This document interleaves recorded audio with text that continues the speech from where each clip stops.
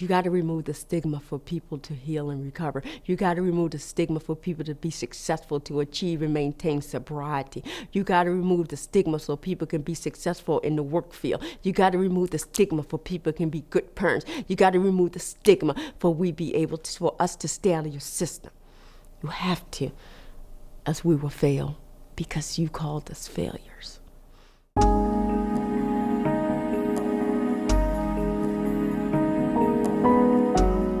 Awareness is the first step in changing stigmatizing beliefs and behaviors.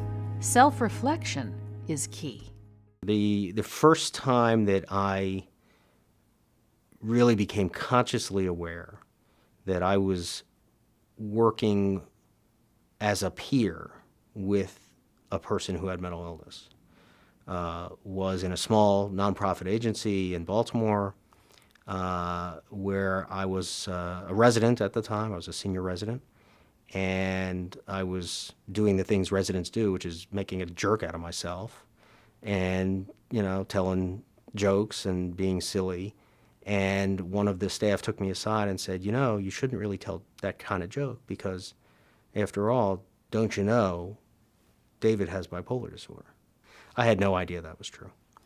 And I'm glad I didn't, because I never would have had that opportunity had I known. It made me look at myself and my attitudes about people with mental illness in a way that, not having experienced it, I would never have done that. The associations that you make with some of the most traumatizing experiences of your life can become stigmatizing actions later on. Stigma does beget stigma.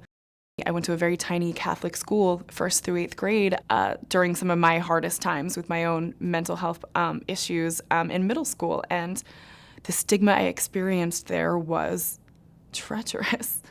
And indirectly or inadvertently, I realize, and I'm aware that I make that association with religious institutions or not even institutions, anyone who has very strong religious beliefs. Stigma is a human problem, but it's a problem.